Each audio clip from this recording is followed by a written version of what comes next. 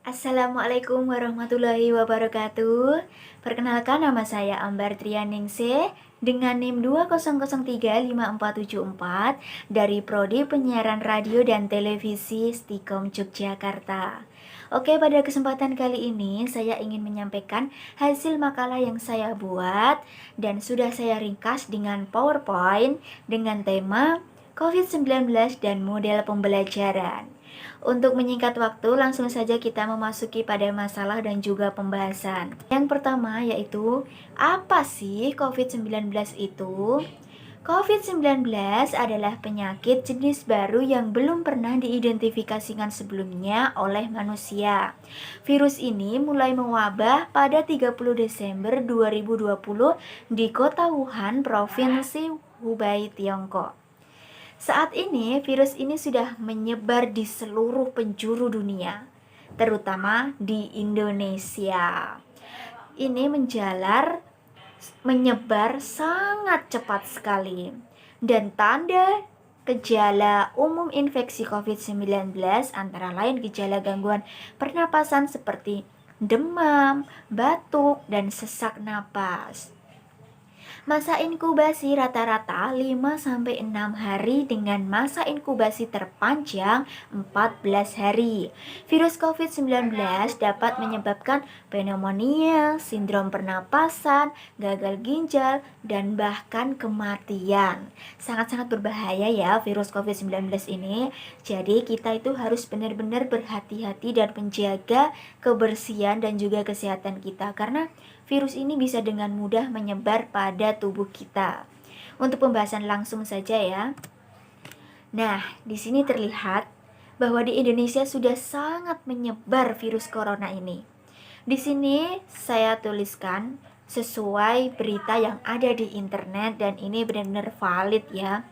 Yaitu kasus yang terkena COVID-19 di Indonesia sudah ada 908.000 orang. Ini tidak hanya angka, tapi ini jumlah orang yang terkena COVID-19. Sangat-sangat banyak ya.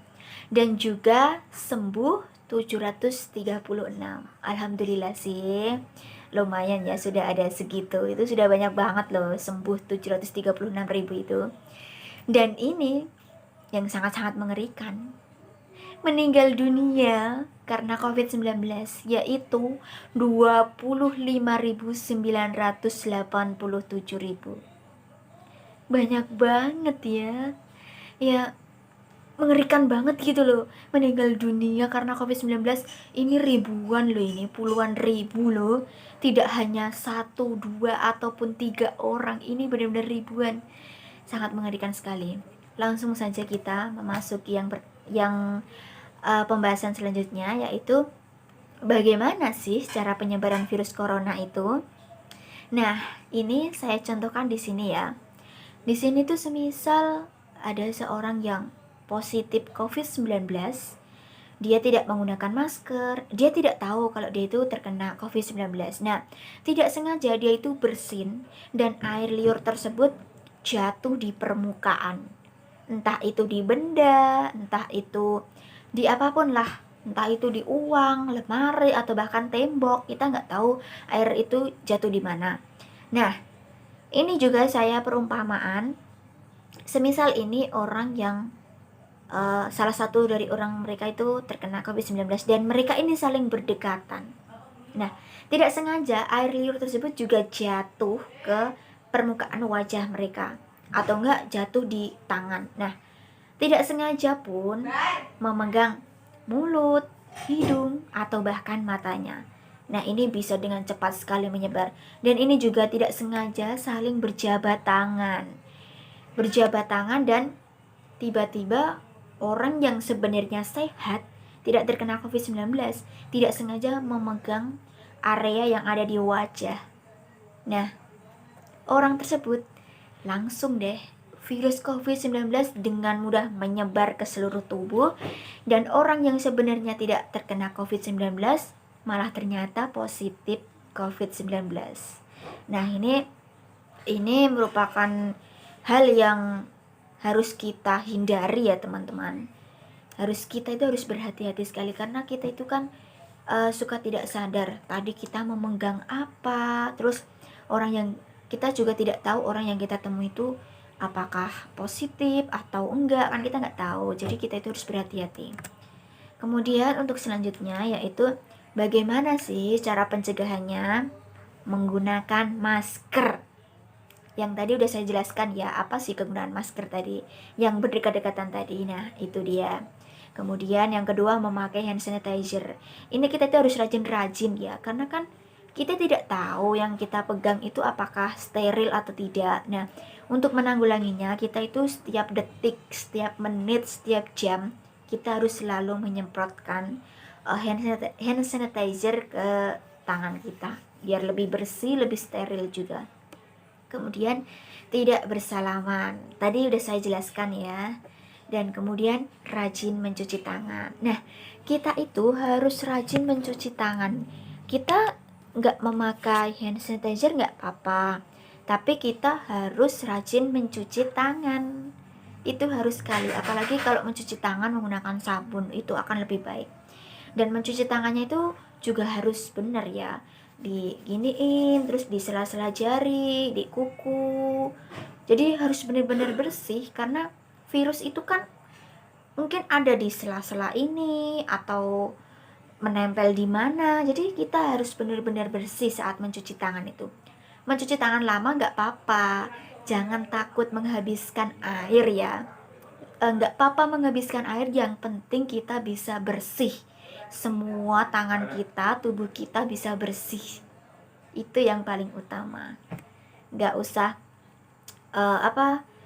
bingung, nggak usah gimana ya nanti kalau airnya itu habis, nggak usah gitu, karena kita harus mengutamakan kebersihan dan juga kesehatan.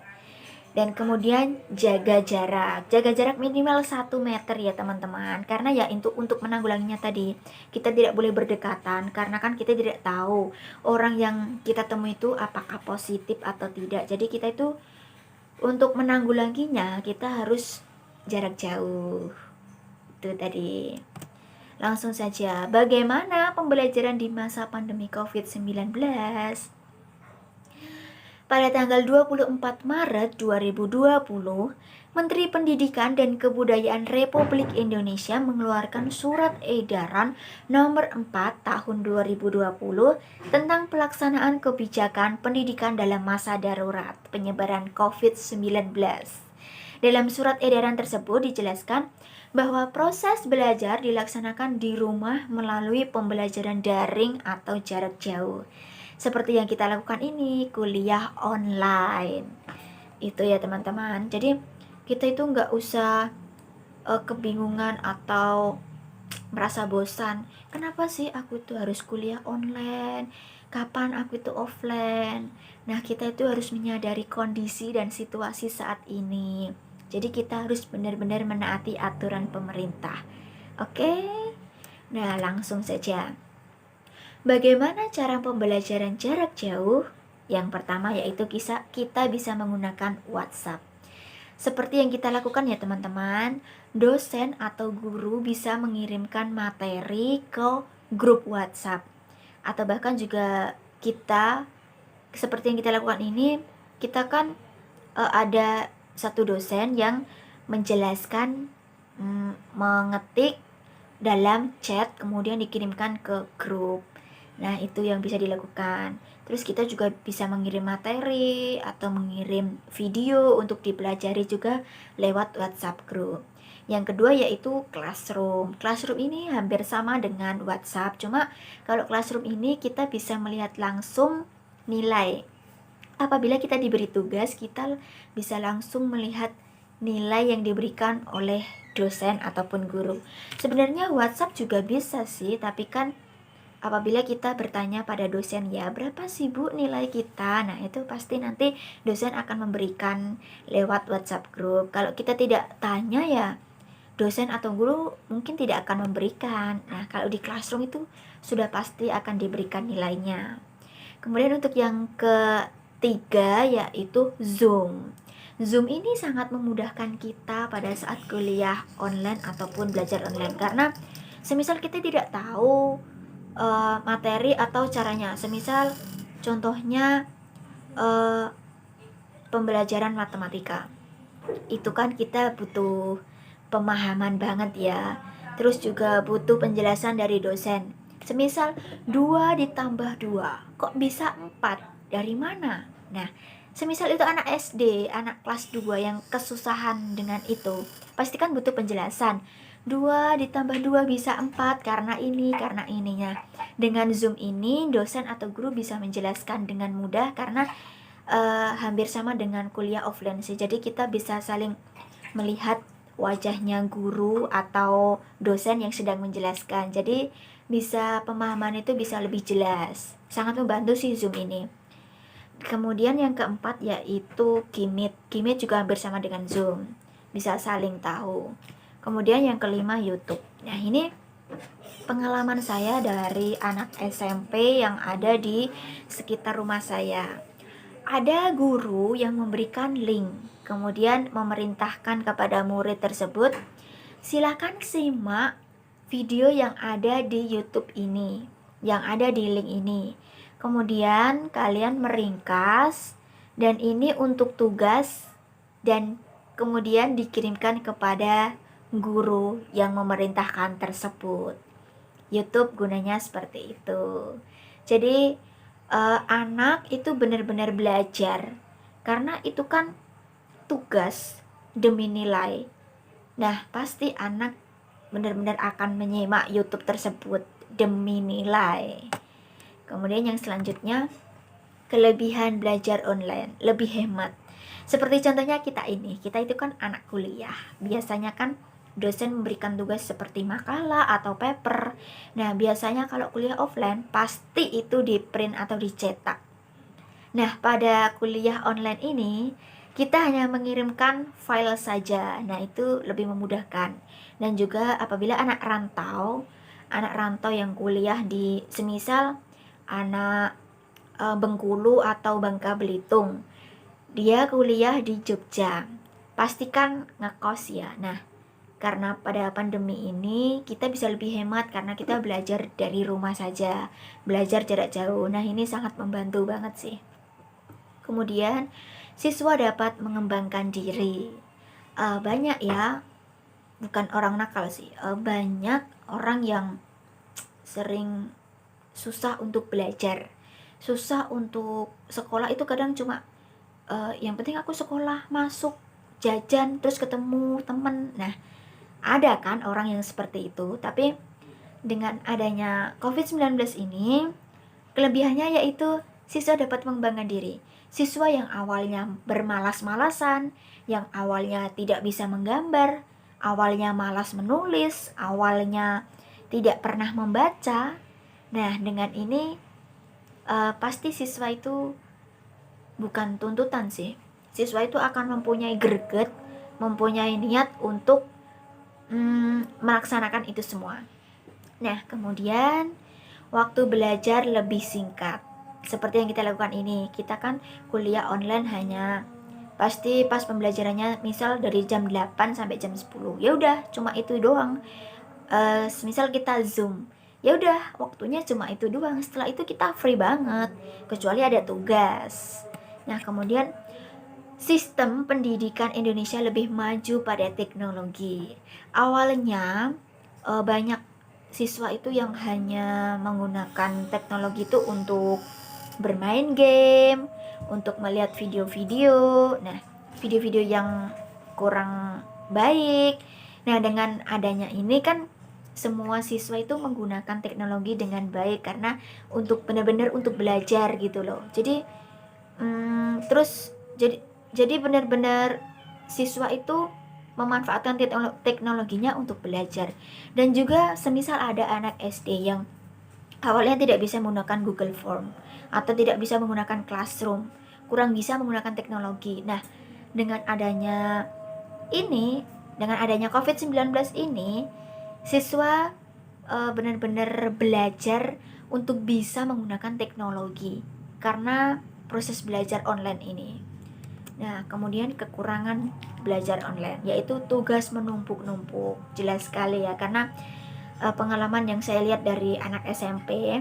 Jadi guru itu hanya memberikan tugas.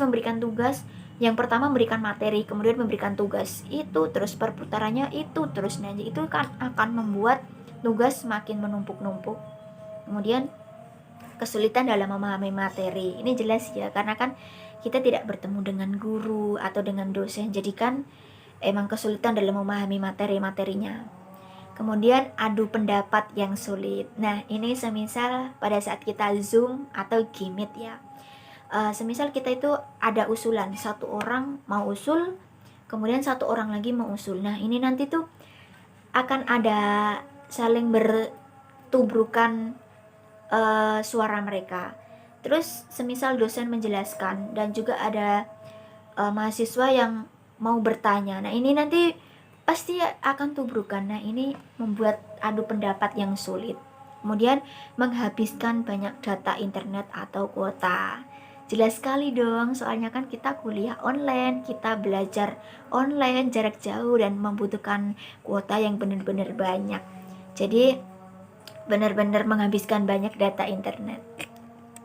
Kemudian terima kasih telah menyaksikan presentasi dari saya.